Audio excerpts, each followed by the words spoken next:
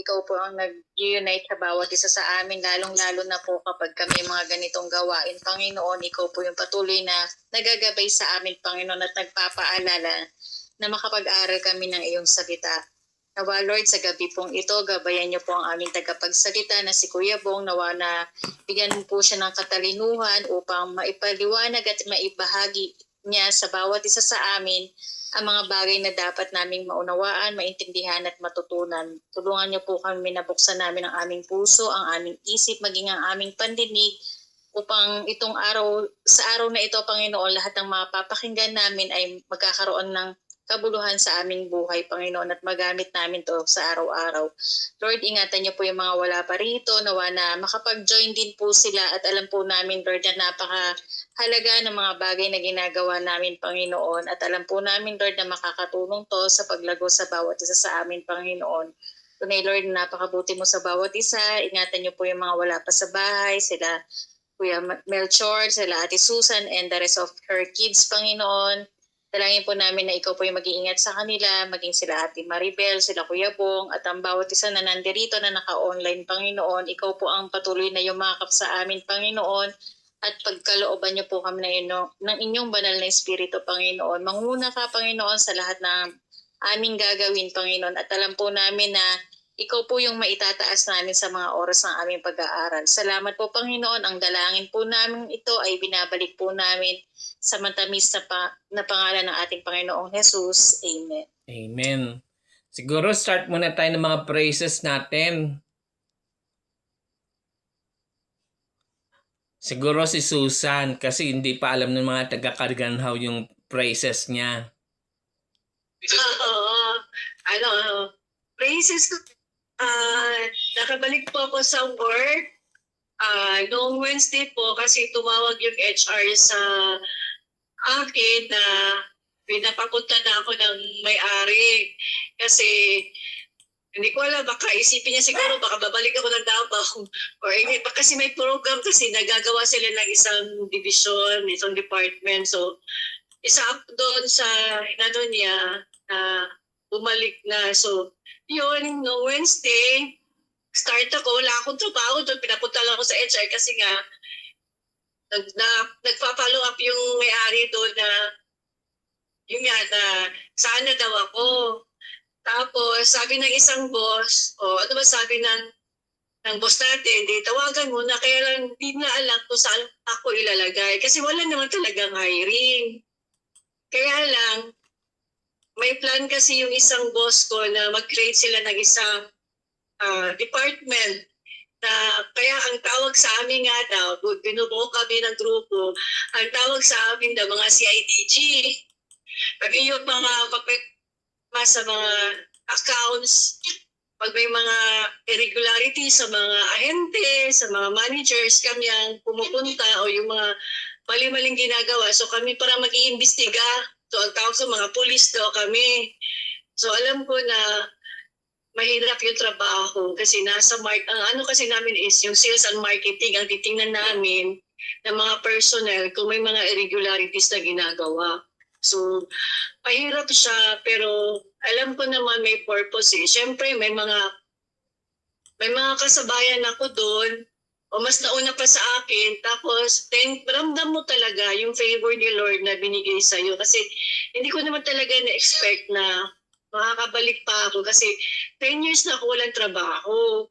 Tapos, 47 years old ako. So sa akin, parang sa ibang company, parang wala na talaga kukuha sa akin dahil sa age. Pero dahil nga sa favor ni Lord na binigay sa akin, so masayang-masaya po ako na nakabalik ako. At I know na habang ako'y nandun sa company, makaka-influence po ako sa kanila. Napa-share po yung salita ng Diyos. Yun lang po. Maraming salamat. Amen. Amen. Sino pa? Mga may praises. Sino pa may praises? Wala na yatang praises. Sige. Ang ating lesson ngayon ay tungkol sa using gifts for God's glory. Ano ba yung mga gifts na tinatawag na to? Actually, yung gifts na to is mga spiritual gifts yun na binigay ng Panginoon sa atin upang magamit natin sa ating church, sa community, at sa ating kapwa. Matatagpuan natin yung ating reference sa 1 Peter chapter 4 verse 10. Pwedeng hilingin natin si Ate Mabel na magbasa. Unang Pedro 4:10 sa Tagalog.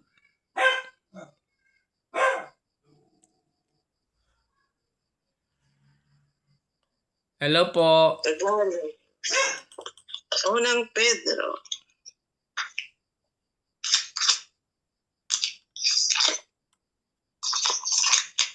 Kalang Kuya Bong, wait ah. Sige po.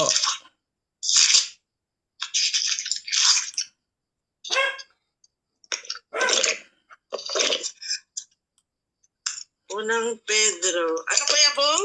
Unang Pedro 4:10. Okay. Sige po, basahin natin sa Tagalog. Bilang mabubuting katiwala ng iba't ibang kaloob ng Diyos, gamitin ninyo ang kakayahang tinanggap ninyo sa kakapakinabang ng lahat. Sa English, each one as a good manager of God's different gifts must use for the good of others the special gift he has received from God. Amen. Actually, lahat tayo naging born again o nanampalataya sa Panginoong Hesus, binigyan tayo ng spiritual gifts ng Panginoon.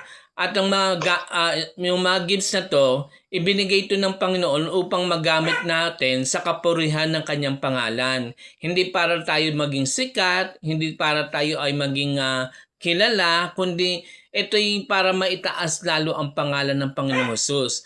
Ang sabi dito, ang sinulat ni Pedro ay para sa mga Christians na dumadaan sa mga persecution.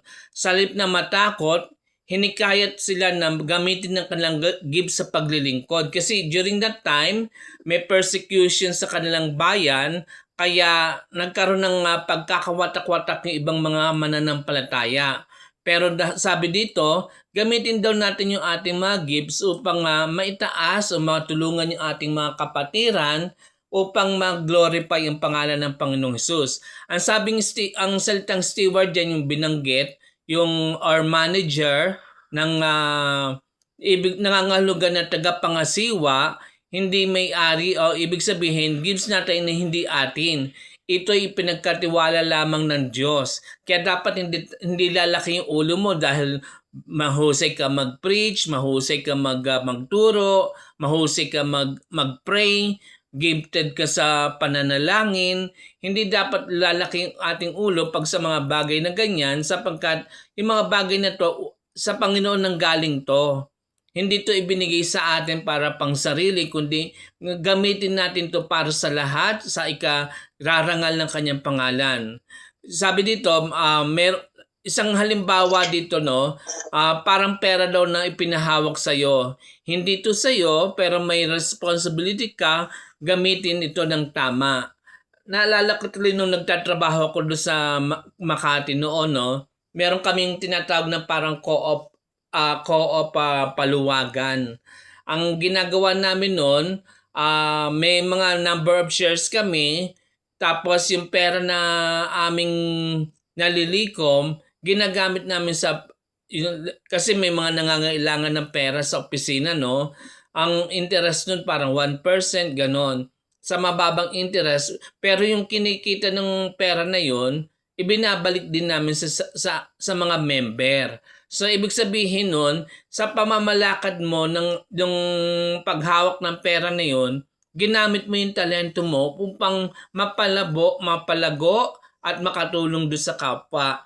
Yung pera na to, sabi dito, ipinahawak lamang to sa atin ng Panginoon.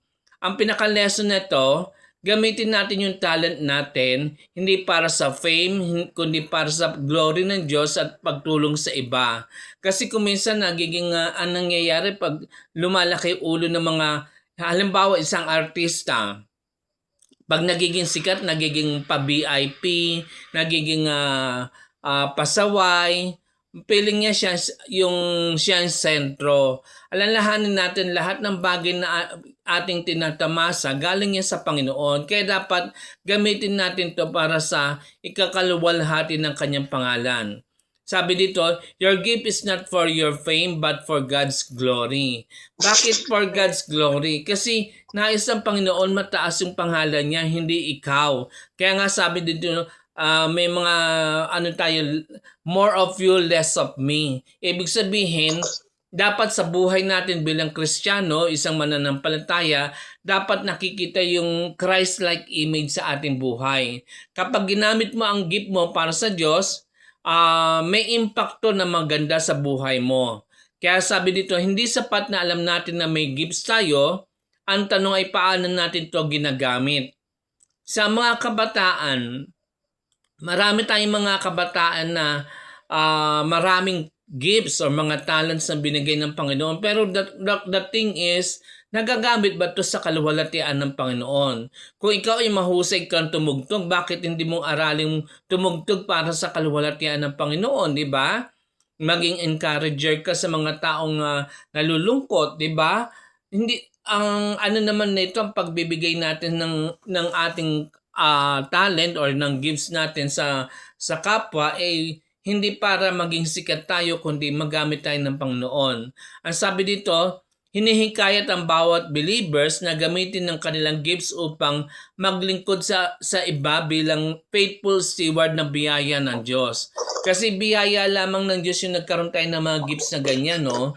Ang background nito ay mga Kristiyano na dumadaan sa persecution at hirap. Sa halip na mag-focus sa takot o sarili, tinawag sila ni Peter na gamitin ng kanilang gifts para sa iba. Ang malalim na insight dito ay ang konsepto ng stewardship. Paano mo magiging mahusay na tagapangalaga o taga-manage, 'di ba? Ang ibig sabihin nito, hindi tayo ang may-ari ng gifts natin, tagapangasiwa lamang tayo. Ipinagkatiwala ito ng Diyos sa atin para gamitin ng tama. Parang pera na pinahawak sa iyo, hindi ito sa iyo pero may responsibility kang gamitin ito para sa tamang layunin. Walang pinagkaiba yan yung nag-deposit ka ng pera sa bangko, no? Nagpatago ka ng pera sa bangko. So ang ginagawa ng bangko, ini-invest nila itong pera na to para tumubo. Yun ang ibig sabihin nun. Minamanage nila. So tayo, yung mga gifts natin, minamanage natin to para hindi sa sarili natin, kundi para maitaas ang pangalan ng Panginoon. Ganito rin ang gifts natin, hindi para sa fame, popularity, o self-promotion, kundi para sa glory ng Diyos at kabutihan ng iba. Sa practical na buhay, maraming kabataan ang may talento sa music, leadership, creativity, communication, pero minsan ginagamit ito para sa sarili lang. Ang hamon ay gamitin ng ating gifts nito upang maglingkod at magdala ng ibang tao papalapit sa Diyos. 'Di ba? Kaya nga tayo nagkakaroon ng ganitong pag-aaral ng salita ng Diyos. Ginagamit namin yung gifts namin sa pagtuturo upang marami pang kaluluwa o maraming tahanan pa ang makakilala sa Panginoong Hesus. Kasi naging tradition na lang sa atin yung kilala natin si Jesus Christ pero tradition. Hindi yung wala tayong personal na relasyon. Kaya nga tinuturo ng Biblia, yung personal na relasyon, yung makapagliligtas sa atin sa Panginoon. Kaya nga yung mga gifts na to, ginagamit to para sa ikaluwalhati ng pangalan ng Panginoon. Ang gifts mo ay hindi para sa sarili mo lang, ito ay para sa Diyos. At kapag ginamit mo para sa Kanya, may eternal impact ang buhay mo. So ibig sabihin nito, ang Diyos ay hindi natutulog doon sa ginagawa mo, nakikita niya yung effort mo. Kasi walang nalilihim sa Diyos sa mga ginagawa natin kung yung mga bagay na yan na binigay niya sa atin na gamit natin ng tama para sa kaluwalhatian ng kanyang pangalan, lahat tayo ay magkakaroon ng magandang impact sa mga community natin, lalo na sa ating mga kapitbahay, kaibigan, kapamilya, kamag-anak na hindi pa nakakakilala sa Panginoon. Kung tayo magpapagamot sa Kanya, ang pag-ibig ng Diyos ay makikilala through us dahil makikita yung Christ-like image. Sa practice na buhay, kailangan nating encourage ang bawat isa na magpatuloy sa pananampalataya kasi alam natin na ang buhay ngayon ay hindi na tulad nung araw na madali, maraming mga pagbabago, alam natin yung mga nangyayari ng mga news sa iba-ibang bansa, may tagutom, may giyera. Ang kailangan lang dito maging faithful tayo sa Panginoon. At kung tayo magiging faithful, magpapagamit tayo sa Panginoon, hindi niya tayo pababayaan sa anumang oras. Sa anumang araw na may mga pangailangan tayo, ang Diyos ay magsusugo ng mga kapatiran upang abutin ng bawat isa sa atin. So ang pinaka-application natin nito, ano ba yung gift mo na meron ka? Nagagamit mo ba ito sa Panginoon? So yun lamang po, magandang gabi po sa inyong lahat.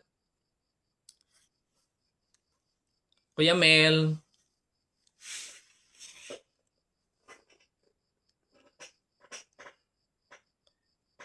Ami, baka may share ka, may dadagdag ka. Sige po. Bali yung di ba sabi nga, kung may gift na binigay si Lord sa atin, gamitin natin kung hindi naman sa, tawag nito, minsan akala natin walang binigay na gift sa atin si Lord, di ba? Kailangan lang natin, ang tawag dyan, ilabas. Minsan akala mo hindi ka magaling sa ganito, pero pag pinractice mo yun, unti-unti mong malalaman na, uy, may binigay palang gift sa akin si Lord. Para wag masayang, kailangan natin sanayin o ilabas, gamitin, pagyamanin. Doon dapat sa makakaluwalhati sa Panginoon, di ba? And minsan, pwede rin tayong mag-pray, ipag-pray natin kung gusto mo ng, Lord, gusto ko ganito, magamit ako sa church, sa gawain, bigyan niyo po ako ng, kunwari, kakayahang kumanta, kung kakayahang magturo sa Sunday school. Minsan ginagrant ni Lord yun. Alam niyo po ba ako nung nasa kabilang church pa kami dati, so worker po ako doon sa simbahan na yun. Parang, alam mo, yun, inggit na banal na inggit. Kasi yung mga kasama ko sa church, mga katrabaho ko, magaling sila, hindi sila boldness ba? Kumbaga, boldness. Matapang sila sa gawain na pinapagawa sa kanila ng Panginoon. One time nag-pray talaga ako, Lord, minsan gusto ko pong ma-experience na ako po yung makakapagbigay ng mensahe. Yung parang ikaw yung magli-lead, kagaya ng ginagawa natin dito, si Kuya Bong, di ba ngayon?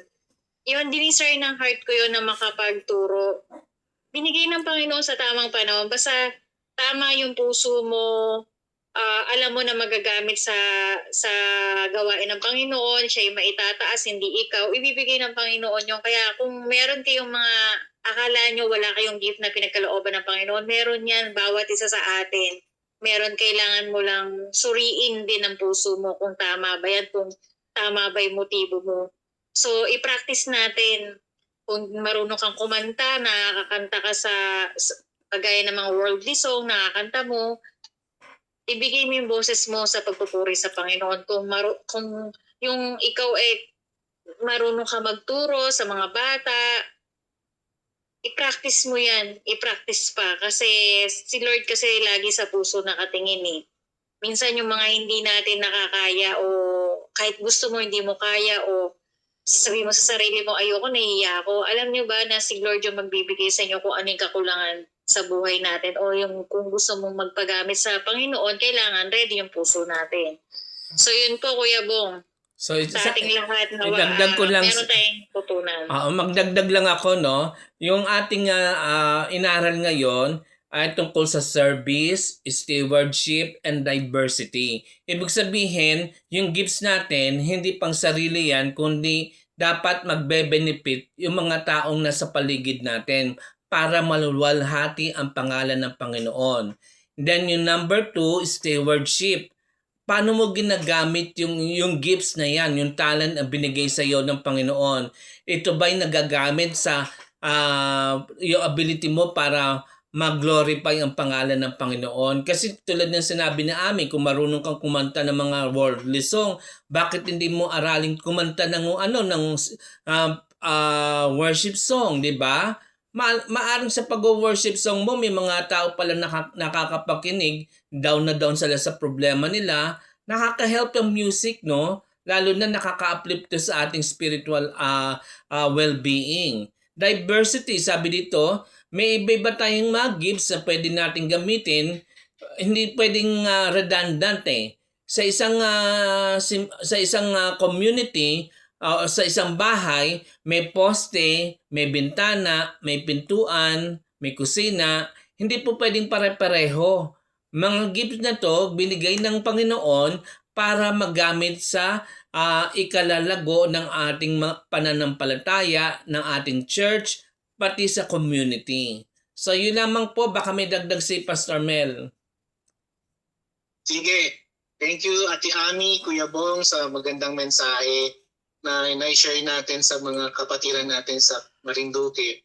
So ang sa akin lang po ay ang gift po na binigay ng Panginoon sa atin ay lahat po tayo may gift. For those who believe in Christ, binigyan po tayo ng isang gift kahit pa paano isang gift. So sabi ni Ate Ami kanina, you have to discover it, ano yung gift mo. So paano mo ma-discover? So you have to desire, no? I-desire mo yon at binigay ng Panginoon. Tulad ni Ate Ami nyo, binigay ng Lord yon. So itong gift na to, so it is a natin, sa isang simbahan, we have like a body, isang katawan, di ba? Mm-hmm. So yung isang katawan, hindi pwede maging mata, ang mata hindi pwede maging paa, ang tenga hindi pwede maging bibig, di ba? So bawat parts ng body may function, to. So lahat tayo na binigyan ng Panginoon, may mga function tayo. So we have to use to yung function na yun so that the church will be built up, no? So para ang church ay ma-encourage, no, sa mga nangyayari sa kanila sa buhay nila ng mga pagsubok. So dahil may gift po yung ibang kapatiran, na-encourage po yung iba na magpatuloy at maging matibay sa kanilang pananampalataya sa Panginoong Jesus. So yun lang po yung purpose noon, wala nang iba pa. So dahil doon, yung mga gifts na yan, ginagamit po yan ng Panginoon for His glory, no? Sabi nga ni Kuya Bong kanina, hindi yan para maging sikat ka, hindi yan para maging popular ka, no? No. For His glory yan, no? At hindi sa atin yung gift ng galing, yung pinagkatiwala lang talaga sa atin. So yun yung maganda doon, no? So tayo pinagkatiwalaan ng gift ng Panginoon. So the question, paano mo siya ginagamit? Sabi kanina ni Kuya Bong. So sana yung napitful tayo na ginagampanan natin yung gift na yon na binigay sa atin. Kasi one day, aanin tayo ni Lord eh. Yung ask ka niya, kamusta yung gift na binigay ko sa iyo? Diba? Tatanungin tayo ni Lord dyan. At sisingilin ka sa gift na yan one day. So sana yung gift na yon is faithful tayong ginampanan yung binigay niya sa atin. Kahit isa lang, no? Kahit isa lang. So kayo po ang makakaramdam niyan at makaka-discern niyan kung ano po yung gift na yan. So kayo lang po yung makakasabi niyan, no? Kung ano yung gift na meron ka. So kasi i-reveal sa iyo ni Lord yun eh. Hindi naman yan hindi yan instant na i-reveal agad, but it takes time para malaman mo ano yung gift mo na yun. So yun lang Kuya Bong, thank you. Baka may prayer request sila. Princess Joyce, baka may prayer request kayo si Kuya Lubilito.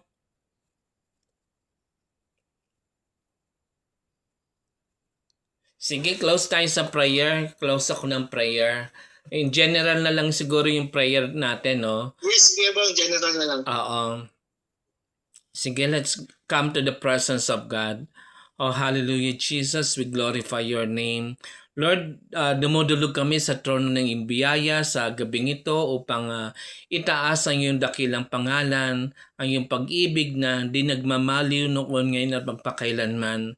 Salamat po Panginoon sa presensya nila Kuya Lobilito, ang kanyang family, nila Princess Joyce, nila Ami, ni Ate Maribel at yung Pastor Mel, Panginoon. Tunay nga po Panginoon na itinataas namin ang bawat pamilya na bumubuo ng ministry na to ng kaganhaw, Panginoon, na tunay nga po, Panginoon, i-remind mo kami ng aming commitment sa bawat isa na mag-aral ng iyong salita, Panginoon. Tulungan mo, Ama, naging kagamit-gamit kami sa iyong ubasan upang marami pa kami ma-share ng salita mo, ng pag-ibig mo, ng iyong kamatayan sa krus ng Kalbaryo upang ang pag-ibig mo, Panginoon, ay hindi maging tradition kundi maging katotohanan sa kanilang buhay. Salamat po, Panginoon, sapagkat may mga pamilya na patuloy na nananalangin, Panginoon, sa gawain ito.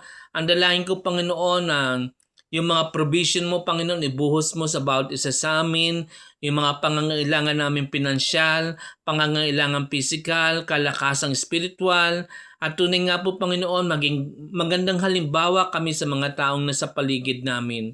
Tunay nga po, Panginoon, itinataas namin ang pangalan mo at katagpuin mo ang bawat pangangailangan ng bawat pamilya, Panginoon.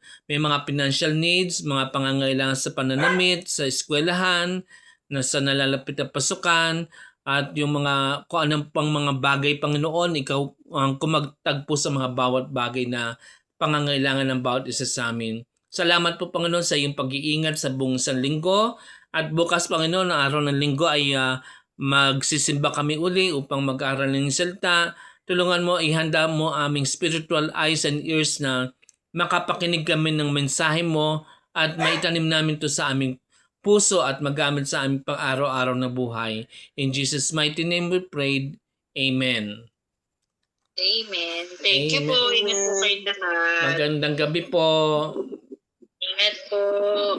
Ingat po ang lahat. Salamat po. Bye-bye. Bye-bye po.